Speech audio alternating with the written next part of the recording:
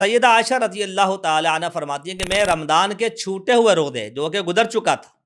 وہ میں پورے نہیں کر پاتی، شعبان میں آ کر میں وہ روزے پورے کرتی تھی۔ گویا کہ ان کا محور بھی یہ شعبان کا مہینہ ہی ہوتا تھا۔ تو اعمال پیش ہوتے ہیں، لہذا ایک سب سے بڑا پیغام شعبان کے مہینے میں ہماری طرف سے یہ ہے کہ ہم اپنے اعمال صالحہ پہ توجہ رکھیں کہ اس میں ہم نے کیا بڑھوتری کی ہے اس مبارک مہینے میں۔ جو صحیح احادیث ہیں اس کی روشنی میں اگر دیکھا جائے تو آپ شب برات کی کوئی فضیلت بھی ثابت نہیں کر سکتے۔ تعین کے ساتھ کہ یہ 15ویں رات ہے اور 14ویں رات ہے، ایسا آپ کو کچھ بھی نہیں ملے گا۔ بسم اللہ والصلاۃ والسلام علی رسول اللہ وبعد۔ اعوذ باللہ من الشیطان الرجیم۔ ان عدۃ الشہور عند اللہ 12 شہرا فی کتاب اللہ یوم خلق السماوات والارض منہا اربعۃ حرم ذلک الدین القیم۔ اللہ رب العالمین کے ہاں جب سے اس نے کائنات کو بنایا ہے، مہینوں کی گنتی 12 ہے۔ یہ قرآن مجید میں اللہ کا ارشاد ہے، اس میں سے 4 حرمت والے ہیں۔ 12 مہینوں کے اسماء گرامی ہمیں احادیث مبارکہ کے اندر مل جاتے ہیں، جو کہ اس بات کی بین دلیل ہے کہ اللہ نے کہا کتاب اللہ میں 12 مہینے ہیں، اور وہ قرآن مجید کے اندر اس کی تفصیل موجود نہیں، تو ماننا پڑے گا کہ کتاب اللہ میں نبی کریم صلی اللہ علیہ وسلم کے فرامین بھی شامل ہیں،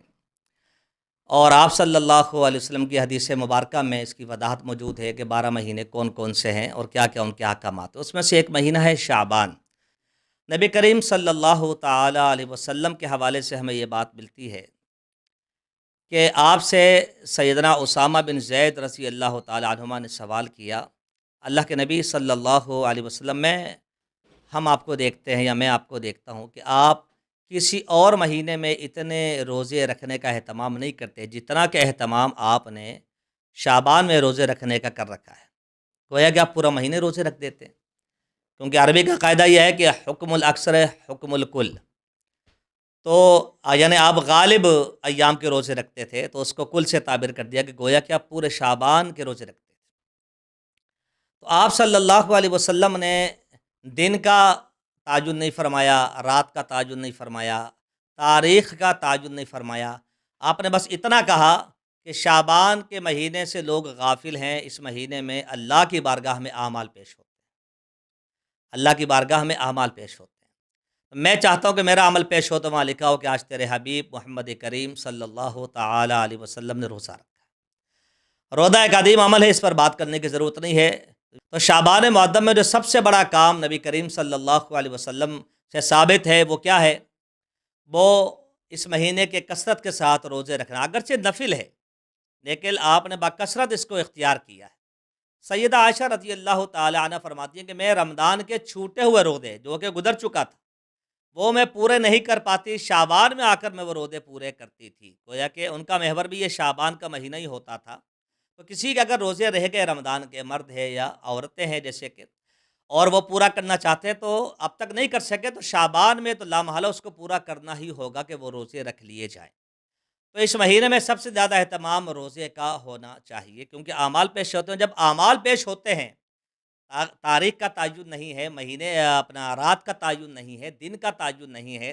لمحات اور لحظات کا تعین نہیں ہے، تو پھر جب اعمال کی بات ہے تو اعمال میں تو نماز بھی ہے، اعمال میں تو صدقات بھی ہیں، اعمال میں تو تلاوت بھی ہے، ذکر و اذکار بھی ہیں، ہاں جی اخلاقیات بھی ہے۔ تو ٹوٹل اعمال پر توجہ رکھنی چاہیے کہ اس مہینے میں ہمارے اعمال پیش ہوتے ہیں، اور یہ اعمال کی پیشی کے کئی درجات ہیں۔ کبھی کہا جاتا ہے پیر کو اعمال پیش ہوتے ہیں، کبھی کہا جاتا ہے جمعرات کو اعمال پیش ہوتے ہیں، کبھی شب قدر میں فیصلوں کی بات کی جاتی ہے۔ ساری باتیں اپنی اپنی جگہ صحیح ہیں، اور اہل علم نے اس کے کافی وافی شافی جوابات دے رکھے ہیں، اس کی تطبیقات پیش کر دی ہیں۔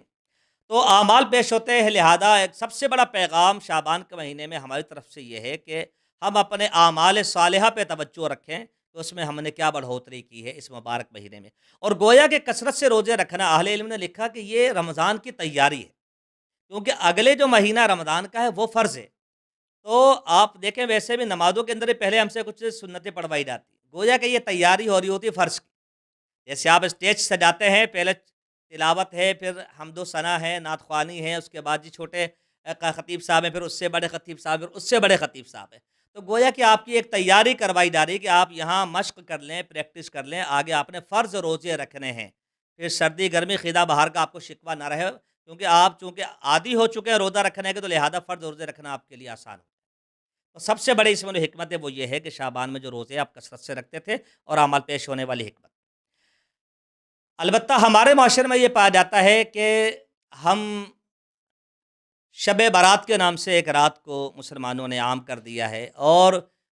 گویا کہ اس کو بھی ہم نے عبادت کا نام دینے کے بعد بھی، اگرچہ وہ نام دینا بھی ایک محل نظر ہے کہ آپ نے ایک رات کو خاص کر دیا اور کس دلائل کی بنیاد پر کیا، یہ بھی ایک زیر بحث بات ہے، لیکن آپ دیکھیں گے عبادت کا درجہ دے کر، بڑی رات کا درجہ دے کر، جاگو شب برات، ٹھیک ہے، عبادت کی رات ہے کہ قوالیاں چلانے کے بعد بھی پوزیشن یہ ہے کہ نسل نو اس کو چراغاں اور پٹاخے بازی کی نظر کر دیتی،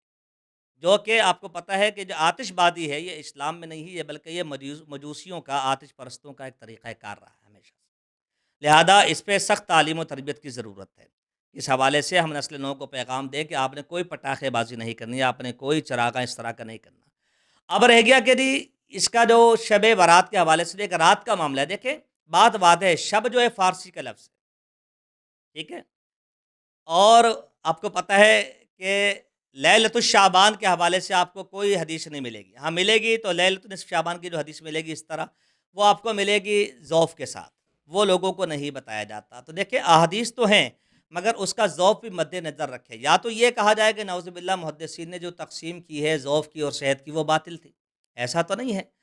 آخر تابعین کے دور سے احادیث مبارکہ پر کام ہو رہا ہے اور صحیح کو ضعیف سے الگ کیا جا رہا ہے، لہذا جو صحیح احادیث ہیں اس کی روشنی میں اگر دیکھا جائے تو آپ شب برات کی کوئی فضیلت بھی ثابت نہیں کر سکتے تعین کے ساتھ کہ یہ 15ویں رات ہے اور 14ویں رات ہے، ایسا آپ کو کچھ بھی نہیں ملے گا۔ البتہ کچھ لوگ صحیح مسلم کی ایک حدیث سے ایک مسئلہ اخذ کرتے ہیں قبرستان جانے کا، اور آپ کو پتہ ہے شب شعبان کے مہینے میں 15ویں شب کے نام پہ جو رت جگہ بنایا جاتا ہے اس میں زیادہ تر لوگ قبرستان کا ہی رخ کرتے ہیں، حتیٰ کہ پھول مہنگے ہو جاتے ہیں، پتیاں مہنگی ہو جاتی ہیں، وہ بھی محل نظر ہے کہ پتیاں ڈالنا اور پھول ڈالنا اور کیوڑے برسانا اس کی شرعی حیثیت کیا ہے، یہ بھی ایک موضوع ہے جس پر بات کی جا سکتی ہے۔ اسلام نے ہر چیز کا ذکر کیا ہے، مردے کے غسل کا ذکر کیا ہے، کفن کا کیا، قبر کا کیا، پتھر لگانے کا کیا، پانی ڈالنے کا کیا، دعا کرنے کا کیا، زیارت کا کیا۔ آخر ایسی کیا بات ہے کہ اس دور میں پھول نہیں پائے جاتے تھے؟ ذکر ہوتا تو مل جاتا کہیں نہ کہیں، کامن سی بات ہے بالکل، مگر ایسا ہمیں کچھ ملتا نہیں بارکیف۔ تو یہ لوگوں نے اس کو اس رنگ میں ڈھال دیا، ٹھیک ہے جی، اور باقاعدہ یہاں تک عقیدہ رکھا گیا کہ روحیں آتی ہیں۔ ایمانداری سے آپ تصور کریں، اگر حقیقت میں آپ کا کوئی مردہ اٹھ کے بیٹھ جائے، آپ کیا سمجھتے ہیں ہم اس کے ساتھ ہاتھ ملانے کو تیار ہوں گے؟ نہلاتے ہوئے اگر کوئی ہلکی سے احساس ہو جائے کہ اس کے اندر زندگی کی رمق ہے، لوگ چھوڑ کے بھاگ جاتے ہیں، خوف طاری ہو جاتا ہے، ٹھیک ہے جی۔ تو اگر وہ آتے ہیں، ملاقاتیں ہوتی ہیں، اس کا مطلب یہ ہے کہ آزاد گھوم رہے ہیں وہ، تو پھر نہ جنت میں نہ جہنم میں، آزاد ہی ہیں بس وہ، تو ایسا کوئی تصور اسلام میں نہیں، یہ آواگون تناسخ، روحوں کا لوٹنا، دین اسلام میں اس کی کوئی گنجائش بہرحال موجود نہیں ہے۔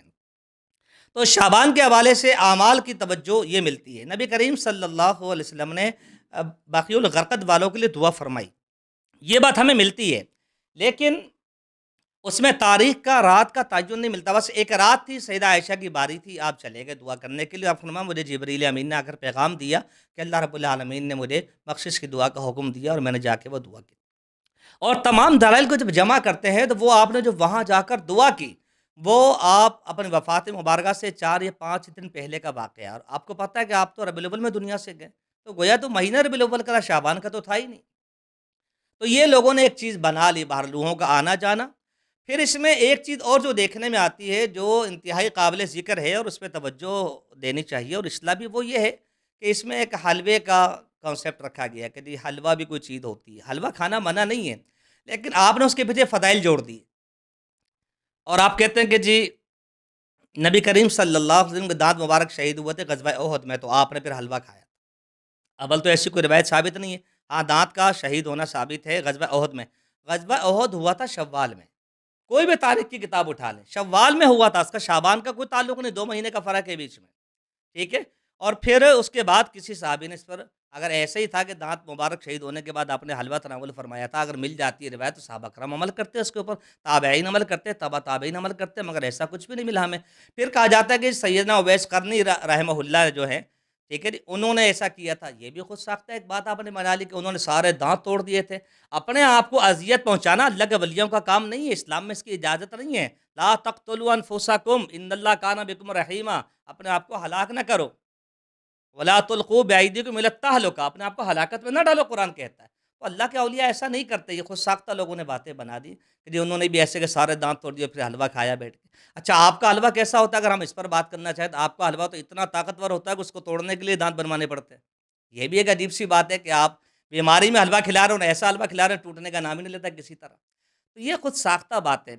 پھر کہا جاتا ہے کہ نہیں جی یہ تو باقاعدہ کسی کی ہم جو ہے وہ ایصال ثواب کے لیے بنائے جاتے ہیں۔ دیکھیں یاد رکھیے ایصال ثواب کا اسلام انکار نہیں کرتا، مگر اس کی حدود متعین ہے کہ آپ نے ایصال ثواب کہاں اور کیسے کرنا ہے۔ تو شعبان کا مہینہ عمل کے اعتبار سے بہتر بنائیے، روزے کے اعتبار سے بہتر بنائیے، خرافات اور بدعات سے دامن بچائیے، خود ساختہ رت جگہ، خود ساختہ واقعات یا پٹاخہ بازی، اس سے ہمیں ایک دوسرے کو روکنا ٹوکنا چاہیے، سمجھانا چاہیے۔ اللہ تعالیٰ مجھے آپ کو اصلاح کی توفیق دے، وما توفیقنا الا باللہ۔